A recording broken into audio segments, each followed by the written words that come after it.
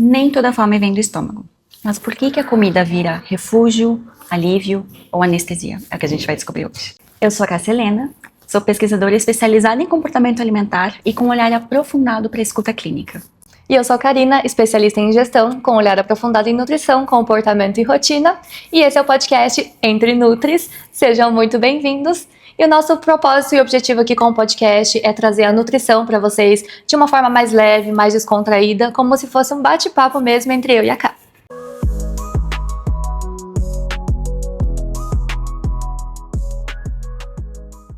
Então, Ká, já que é um bate-papo mesmo entre nós duas e quem tá nos vendo, vou contar pra vocês uma coisa que aconteceu comigo essa semana. Tá. Me perguntaram, assim, qual que é a sua maior dificuldade com a alimentação? E eu demorei até, assim, pra conseguir responder isso. Mas aí quando eu me deparei, foi tipo... eu acho que é porque eu gosto muito de comer. A tua maior dificuldade. É porque eu gosto muito de comer. Né?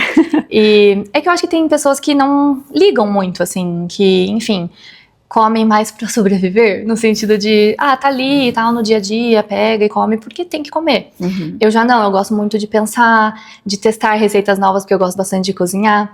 Mas acho que mais do que isso, assim, eu sinto que pra mim, o horário da refeição e sempre que tem alguma confraternização, assim, é um momento que envolve comida.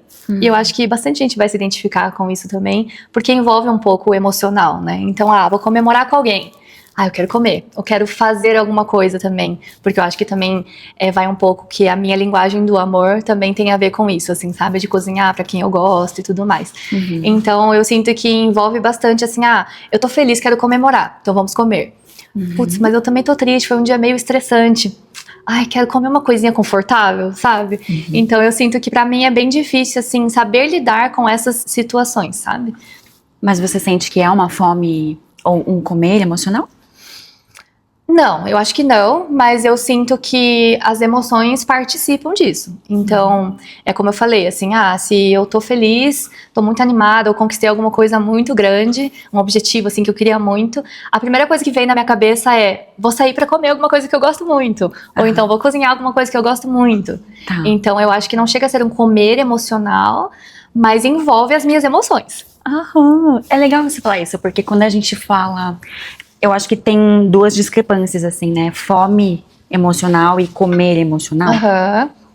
Eu gosto de pensar que todo comer, querendo ou não, é emocional. E aí eu acho que entra nisso que você falou. Se você tá animada com uma situação, se você cozinhou pra alguém como forma ali de presente, de agradecimento, de afeto... Isso é emocional, mas não necessariamente é uma emoção ruim, percebe? Exatamente. Então você fala de comemorar, de presentear. Me parece um contexto bem agradável. De forma geral, acho que é num contexto positivo. Eu sinto que ainda assim tem pessoas que é o oposto, né? Que é no sentido de tô cansada, tô estressada, então eu vou comer qualquer coisa que tenha aqui à disposição. Ou então eu vou comer isso aqui que esquenta o meu estômago, esse hamburguinho, essa pizzinha, sabe? Então eu acho que é um pouco diferente desse contexto, no meu caso, né? Ok. Acho que é legal a gente fazer essa indagação se existe fome física e fome emocional de fato. Porque, como eu falei, eu acho que todo comer é emocional, querendo ou não. Ainda que eu coma pra suprir uma necessidade física. Se eu tô com uma fome física, que é aquela que, enfim, o corpo ele vai dando sinais, né? Então, a fome física, ela é gradual, ela vem surgindo de uma forma lenta, vai crescendo. E ao passo que ela vai crescendo, eu vou percebendo isso no meu corpo também. Tem os sinais físicos, né? Sinais físicos. Fome física, sinal físico, uma boa associação. Então, o estômago começa a roncar, eu começo a ficar com um hálito um pouco mais cetônico, o meu pensamento ele vai se voltando para a comida, eu vou, não digo nem me distraindo, mas com dificuldade de me concentrar nas minhas atividades, porque realmente a hora de comer tá chegando, né? E o meu corpo tá sentindo isso a nível celular mesmo.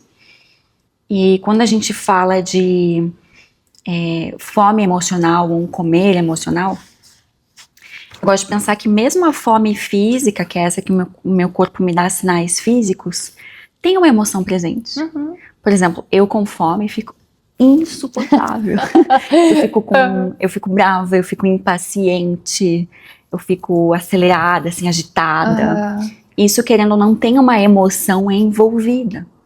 E não tem problema ter emoção envolvida, porque somos seres humanos, seres complexos, que sentimos, né, que temos ali emoções envolvidas em viver, querendo ou não. Então, tem sempre uma emoção associada. Até mesmo quando parece que não. Por exemplo, a apatia, sabe? A apatia é uma emoção. É verdade. Então, assim, quando a gente fala de um comer emocional, eu acho que tem o contexto de não ter a fome física presente. Que é isso que você falou. Puxa, eu tô cansada, vou comer. Eu tô triste, vou comer. E aí, perceba, são emoções um pouco mais desconfortáveis de sentir. Não é uma alegria, uma comemoração. Ai, que bom que tô recebendo essa visita. Mas o que eu acho interessante no seu discurso é você, ao que me parece, come sem a presença da fome muitas vezes. Eu sinto que tem que nem você comentou agora sobre o contexto, de muitas vezes ser num contexto mais desconfortável ou emoções mais negativas. Mas eu fiquei parando pra pensar, por exemplo, uma festinha infantil, festinha de criança, Adoro. que tem lá um monte de docinho, brigadeiro e tal. Normalmente envolve bastante comida. Às vezes tem uma refeição antes do parabéns, lá por exemplo, que daí vem o bolinho, vem os docinhos. E quando já chega nesse horário dos docinhos, muitas vezes a gente nem tá com fome mais, né? Porque hora do bolo. Exatamente. E aí, assim, é comemoração, tô feliz, é um bolo que parece muito gostoso, ou enfim, às vezes você nem para muito pra pensar se de fato você quer aquilo. Mas como tá ali num contexto, enfim, positivo e tal, comemorando, você acaba comendo um docinho ou outro. Então eu acho que nesse contexto também se encaixaria, sabe? No sentido de você estar comendo algo sem necessariamente estar com fome física, mas por conta do contexto, só que nesse caso é algo mais positivo, mas também acontece, assim. Aí eu acho que a gente poderia encaixar assim, como um comer emocional, mas acho que mais pensando no contexto, porque veja, o comer emocional, ele geralmente é desagradável. Até quando a gente escuta isso na clínica. Não é assim, tava no aniversário da minha sobrinha, e aí eu já tinha comido docinho, mas veio o bolo do parabéns, daí tive que comer mais um pouquinho. É sempre no sentido de uma penúria, uma coisa associada a um contexto negativo. Talvez uma fuga de um sentimento negativo, assim, tive um dia muito estressante no trabalho, tô me sentindo esgotada, não quero me sentir assim, vou pedir um delivery e comer a pizza inteira. Sei lá, algo nesse sentido, assim. E aí, isso tá mais ligado com o comer emocional, né? Então, é nesse sentido de eu estar num contexto em que eu detecto uma emoção desconfortável. E muitas vezes, eu acho que é um ponto, né? Às vezes eu não consigo nem detectar a emoção. Eu só tô sentindo um desconforto, que eu não sei o que é, eu não sei nomear. E aí eu sinto que é um desconforto conhecido, por exemplo, ansiedade, um clássico. Ansiedade, estresse ou tristeza. São emoções que a gente geralmente associa quando a gente não consegue nomear de fato, né, o que a gente tá sentindo. Então, na dúvida, ansiedade, estresse ou tristeza. Uma coisa assim, estresse. Tava sentindo estresse. Muitas vezes não é isso exatamente, mas é uma emoção desconfortável. E aí, pra eu não ter que, ou por eu não saber lidar com esse desconforto emocional, eu vou lá e como. Porque a comida, até biologicamente ali, né, ou fisiologicamente também, ela traz essa recompensa imediata, ela traz ali um gostosinho. Mas perceba, também não é qualquer comida. Exatamente. Quando comer é emocional, não é uma maçã que vai me dar um quentinho, isso que você falou do quentinho no coração, sabe? Geralmente é um lanche, um alimento mais hiperpalatável, algo nesse contexto, assim, com um sabor afetivo, muitas vezes. Isso eu ia falar também, que às vezes pega nessas memórias afetivas, né? Então, tô me sentindo muito triste, estressado, vou fazer aqui o bolinho que a minha mãe fazia quando eu era criança, enfim. E aí até busca esse refúgio mesmo, né? Tipo, na comida que te lembra a sua mãe, enfim, nesse sentido assim também, né? É muito legal você falar dessa palavra, porque mais cedo você falou sobre a fuga da emoção. Se a gente tá fugindo de uma emoção, a gente tá se refugiando em algo. Faz total sentido pra nossa cabeça. Inconscientemente falando, né? Então, se eu quero fugir da emoção, eu procuro refúgio em algo, e geralmente é a comida. E geralmente essas comidas associadas a alimentos mais hiperpalatáveis, isso que a gente falou agora, né? Uma comida mais afetiva, que muitas vezes ali é um docinho, entende? Então tem ali ingredientes que nem sempre não vai ser a maçã, entende? Não vai ser ali uma saladinha de fruta, muitas vezes. E sabe o que eu acho interessante? Que me parece que quando... É isso que você falou, às vezes esses emoções, né, mais comuns, do tipo estresse, ansiedade, tristeza... a maioria das pessoas sabe nomear, sabe que existem essas emoções, mas não necessariamente sabem o que exatamente elas estão sentindo. Então, eu tenho essa percepção de que a gente, de forma geral, como pessoas, não temos muito repertório de emoções. Então, tipo, se eu te pergunto, nossa, mas o que você está sentindo hoje? Às vezes a gente não sabe falar muito bem. E daí vem essas emoções mais comuns, que foi essas que você mencionou. E eu também tenho essa percepção de que quanto menos a gente tem essa percepção de si mesmo, do que eu estou sentindo, é mais fácil de você acabar fugindo pro alimento também, sabe? Então, tô me sentindo mal, sei lá, nem sei o que eu tô sentindo. Então é isso, vou pegar e vou comer, e sabe, assim. E eu tenho a sensação que quanto mais conectados a gente tá conosco, então eu percebo muito isso, assim, quando, por exemplo, eu tô fazendo terapia. Que eu tô mais racionalizando mais as minhas emoções e tudo mais. Acho que existe um espaço maior na nossa mente pra pensar, estou sentindo isso. Então, eu vou fazer isso. E não nível de consciência maior, né? Isso, e não necessariamente já fugir pra comida sem nem raciocinar muito bem. Então eu tenho essa percepção de que quanto mais conectado a gente tá conosco, mais fácil é também de identificar as emoções e também de não partir necessariamente direto pra comida, sabe? Perfeito. Eu acho que então são alguns passos, né? O primeiro começa com um nível de consciência de que alguma coisa desconfortável tá acontecendo no meu corpo e que tudo bem, né? Mas fisiologicamente, o ser humano, ele foge da dor e busca o prazer. Então, às vezes, aceitar que eu não quero vivenciar aquela emoção e que isso é totalmente humano e aceitável, também é um passo importante. Porque muitas vezes os pacientes na clínica, por exemplo, se sentem muito culpados quando eles buscam um chocolatinho quando eles estão tristes.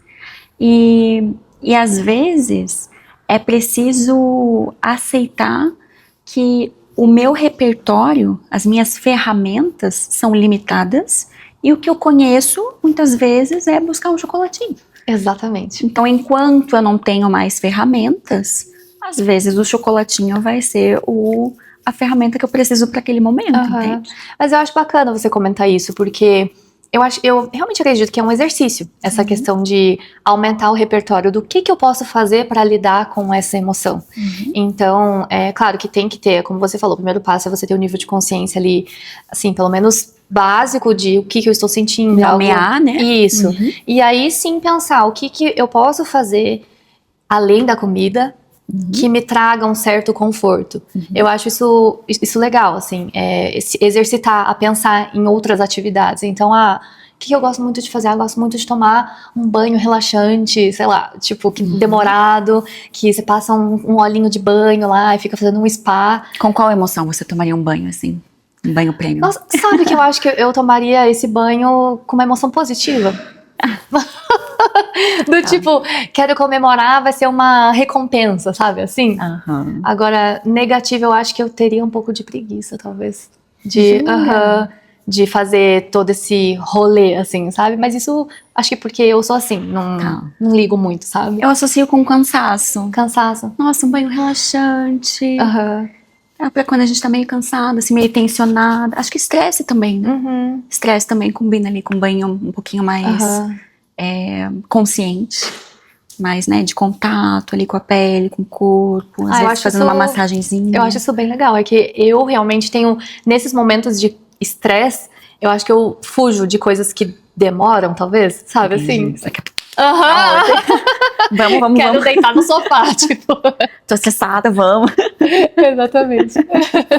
É muito bom. Então, realmente, assim, são passos, né? Como a gente falou, do nível de consciência, pra nomear, para escolher qual ferramenta que eu vou utilizar hoje, se eu tenho a ferramenta apropriada. Porque, como a gente falou também, é uma habilidade. Talvez, se eu sempre fico triste como um chocolatinho, vai ser muito difícil eu ficar triste e tomar um banho relaxante, entende? Ou, sei lá, e meditar. Entende? Outras possibilidades ali. Então, até para pensar nessas outras possibilidades, eu preciso ter um nível de consciência maior. E é por isso que muitas vezes a gente se perde ali.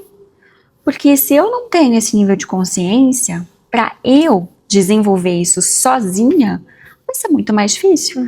E aí que às vezes o acompanhamento nutricional também se torna muito válido. Com certeza. Porque tendo alguém de fora, olhando, percebendo, nomeando, apontando, te ajudando a identificar, às vezes torna o processo um pouco mais rápido, né? Não digo fácil, mas mais rápido mesmo. Mas eu acho legal você comentar isso, porque, enfim, isso que eu vou falar agora, talvez daria para ser um episódio inteiro de podcast, mas dando uma palhinha, que eu acredito que tem muita gente que tem a visão do acompanhamento nutricional como algo puramente, vou te dar um plano alimentar.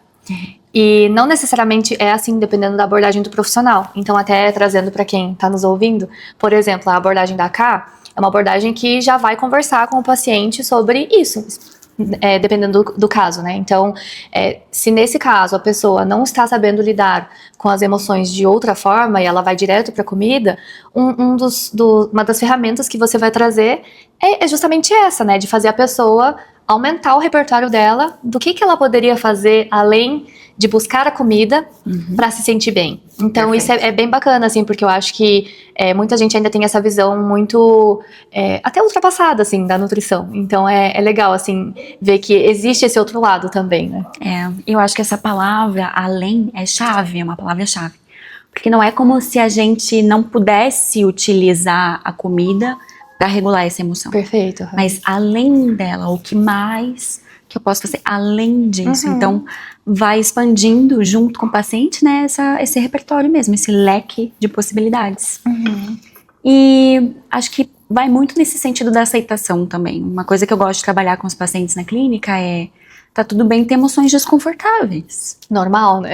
Normal. Eu, você, todo mundo passamos por essas situações desconfortáveis muitas vezes. E tudo bem, a gente quer buscar o prazer e fugir da dor. Mas será que às vezes não é importante olhar pro que tá desconfortável? Porque assim, eu posso tentar controlar ou dominar, estabilizar essa ansiedade, por exemplo. E, puxa, tô me sentindo ansiosa, vou dar uma volta na quadra. Tô dando um exemplo. Mas o que tá me deixando ansiosa? Porque eu posso dar trocentas voltas na quadra. Se eu não olhar para essa ansiedade, se eu não... Eu brinco assim com os pacientes, se eu não convidar essa ansiedade para tomar um chazinho na minha casa, talvez a gente não consiga evoluir para além disso. Além de apagar incêndios, exatamente. assim, né? Meio que empurrar para debaixo do tapete, assim, né? E é importante a gente... que é isso, acho que vai muito de encontro com tudo que a gente fala aqui nos outros episódios, que é não ser 8 nem 80 e a gente encontrar o caminho do meio. Então, nem só, tipo, empurrar as emoções para debaixo do tapete, só fugir delas, seja dando volta na quadra, ou seja buscando a comida, mas também não necessariamente não se permitir também. Por exemplo, às vezes é normal a gente pegar e, tô triste, tô estressada, vou comer um chocolatinho. Porque somos pessoas humanas e tudo bem. Eu acho que se torna insustentável se você foge das suas emoções negativas sempre, nunca olha pra entender isso de verdade e sempre vai buscar a comida. Aí é isso, não dá pra ser nenhum dos extremos. Sim. E perceber que a fome emocional, que é o que a gente, né, reforçou aqui, além de ser normal, ela também dá sinais. Então, por exemplo, às vezes eu não tenho nível de consciência para perceber que eu estou sentindo algo desconfortável. E aí a gente orienta de, puxa, se é uma vontade súbita, às vezes por um alimento muito específico, que é aquilo que a gente falou, às vezes mais hiperpalatável, que tem ali um contexto um pouco mais afetivo, ou de ser um alimento mais gostoso mesmo, né, ali com mais gordura, mais açúcar, mais sal, porque isso para o nosso paladar é muito mais interessante, né? E se eu não conseguiria resolver com um alimento neutro, que é o que a gente brincou da maçã, Muito provavelmente é um contexto mais emocional mesmo. É, de repente, mais uma vontade de comer algo. E é isso que você falou. Eu sinto também que é muito essa questão do comer, vontade de comer algo específico. Então, tipo, sei lá, tô lá no Instagram, aí vejo uma publicação de uma confeitaria que eu gosto muito, de um bolo de chocolate. Não necessariamente eu tô com fome, mas me deu vontade de comer aquele bolo de chocolate. Aí é específico, muito específico. Se eu tivesse com fome, eu brinco assim, se eu tô com fome, 2 ovos cozidos se resolvem. E daí eu penso assim, será que eu tô com vontade de comer 2 ovos cozidos? Não. Ah, então não é fome. E é legal, porque esse contexto de buscar um alimento neutro pra eu me nortear, ele serve tanto pra fome física quanto pra fome emocional. Tô com fome, eu comeria 2 ovos cozidos? Não, então não tô com tanta fome assim. Ou, que vontade de comer alguma coisa. Aquele chocolatinho, tá. Eu comeria 2 ovos cozidos? Não, eu quero chocolatinho, chocolatinho. Tá bom, então provavelmente é uma fome emocional. Então ele serve, né? Ter esse parâmetro de um alimento neutro serve para ambos os casos, que é bem legal. É bem legal. Eu acho que tem muita gente que... É o que a gente comentou já, do nível de consciência. Tem muita gente que acaba nem pensando nisso no dia a dia. E eu acho bacana a gente estar mais atento, sabe? Não necessariamente estar hipervigilante, mas estar só atento. E é uma coisa que se torna automático, assim. É quando eu me pego, né, nessas situações, é isso. Comeria 2 ovos cozidos? Não. Então não é fome, sabe assim? Vida que segue, né? Vou tentar resolver de outra forma aqui. Exato. E é legal porque quando a gente fala das emoções, a gente poderia fazer um dicionário só com as emoções. E ainda assim, saber que elas flutuam ao longo do nosso dia. Então, se eu tô ansiosa agora, daqui a pouco pode ser que ou eu fique mais ansiosa, ou eu fique ansiosa e triste, e angustiada, ou ansiosa e sonolenta, porque não, enfim. Pode ter outras coisas acontecendo em conjunto, né? Nunca é só uma coisa ou só outra. Por isso que às vezes na clínica eu gosto de trabalhar com os pacientes o rastreamento de emoções. Assim como a gente tem o rastreamento de hábitos, a gente também pode ter um rastreamento de emoções, que é nesse dia, que emoções que eu senti. E às vezes isso é importante para o paciente ir nomeando também. É uma das ferramentas que a gente tem também, né, no nosso infoproduto, tanto o rastreamento de emoções, quanto detectar, né, fazer um diagrama ali, se é uma fome física ou emocional. Acho que são ferramentas bem úteis e que eu utilizo na clínica também, a gente pode utilizar no dia a dia, até pra gente mesmo, né. Exato, é o que eu falei, eu sinto que falta muito repertório mesmo, sabe, pra todos nós. Então é isso, o que eu tô sentindo? Eu tô ansiosa. Tô estressada. Tipo, só existem essas 2 emoções, não existe mais nada, né, assim. E às vezes a gente nem sabe o significado de cada emoção, né. Quando a gente pega, às vezes, 2 emoções que são parecidas, a gente se confunde, porque a gente não sabe exatamente o que a gente tá sentindo. Então é bacana ter esse olhar mais aprofundado mesmo, assim, pra se entender melhor. É um autoconhecimento, né. Eu gosto de trabalhar com os pacientes também, e é uma coisa que eu já fiz o exercício muitas vezes. Aonde eu tô sentindo essa fome? Porque muitas vezes, quando a fome é física, ela tá mais aqui na região abdominal mesmo. Que é aquilo da fome do estômago, né? A fome da boca do estômago mesmo. Mas, muitas vezes, quando a gente pede pro paciente localizar, ou ele não consegue localizar, ou ele coloca em outras áreas. Por exemplo, mais aqui, na garganta. Que interessante. Mais aqui perto do peito, né? Ou na cabeça. Então, pedir pra ele localizar, às vezes, é interessante também. Porque isso já vai dando pistas se é uma fome mais física ou mais emocional. Nossa, bem interessante. Até quando você falou isso, eu lembrei de um exercício que eu fazia na terapia, e que era bem isso. Você comentou que às vezes tem paciente que não sabe dizer, né? Então, às vezes também me perguntava, assim, né? O terapeuta me perguntava, aonde que você sente esse desconforto no corpo? E aí eu, tipo... Tem que entrar em contato, tem que ter consciência. E daí eu assim, né? não sei onde eu sinto isso. Só me diz como que eu resolvo. Só que com o tempo, você vai se conhecendo melhor. E aí você vai... nossa, acho que isso eu tô sentindo um aperto no peito. Ou então tô sentindo na garganta, um aperto na garganta, uma bola na garganta. Um nó, né? Um nó, E aos poucos isso você vai se desenvolvendo nesse sentido. Então eu acho que com a fome é exatamente a mesma coisa. Sim. Talvez no início possa parecer tipo meio aleatório, assim, nossa, sei lá onde que eu tô sentindo a fome. Mas aos poucos você vai começando a perceber se você tiver esse autoconhecimento desenvolvido, né? Sim. Eu acho que é legal, porque até nesse contexto da terapia, A gente trabalha muito com faltas, né? A fome nada mais é do que a falta de comida no estômago. Só que às vezes, essa falta não é no estômago. E a gente detecta esse vazio, associa com a fome, mas nem sempre é fome. Perfeito. Por isso que é importante esse nível de consciência mesmo, porque se esse vazio não é no estômago, por que eu tô tentando preencher com comida? Já é uma pista importante de que talvez se trate de uma fome emocional, né? E tudo isso a gente consegue debater e brincar de ter curiosidade mesmo para perguntar pro paciente ou para nós mesmas, né? Muitas vezes. Então localizar é importante para eu saber aonde que tá esse vazio. E se é um vazio, é desconfortável. E se é desconfortável, eu tô tentando preencher com comida, mas será que será que é realmente a comida que vai resolver, né? Então, mais ou menos nesse sentido. Legal, bacana. Vamos falar um pouquinho da boca para fora? Vamos. Cal, o que você costuma sentir antes de comer sem fome? Comer sem fome. Vou pensar num contexto mais desconfortável dessa vez, porque eu só falei de comer coisas, né, quando eu tô feliz e tal. Se estiver tudo bem pra você. Eu acho que o contexto que mais me acontece de eu comer sem fome num contexto desconfortável é quando eu tô cansada. Quando eu tô cansada e eu sinto preguiça de cozinhar, preguiça de pensar no que eu vou comer. Então eu sinto que é num contexto de cansaço. E aí eu pego e falo, vou comer qualquer coisa que tiver aqui só pra, tipo, esquecer o cansaço, sabe? Não necessariamente porque eu tô com fome, de fato. Então, quero beliscar um negocinho, tô inquieta, sabe? Assim, tô inquieta, mas tô cansada ao mesmo tempo, então vou beliscar qualquer coisinha, assim. Cansada pra cozinhar. Cansada pra cozinhar, entendi. Exatamente.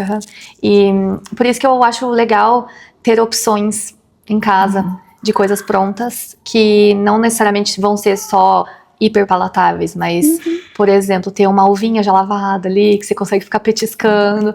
Claro que não é a mesma coisa do que você comer, sei lá, uma pipoca cheia de caramelo ali, mas assim, tá ali na mão, às vezes, com o cansaço, você, vai isso mesmo que tá aqui perto já, sabe?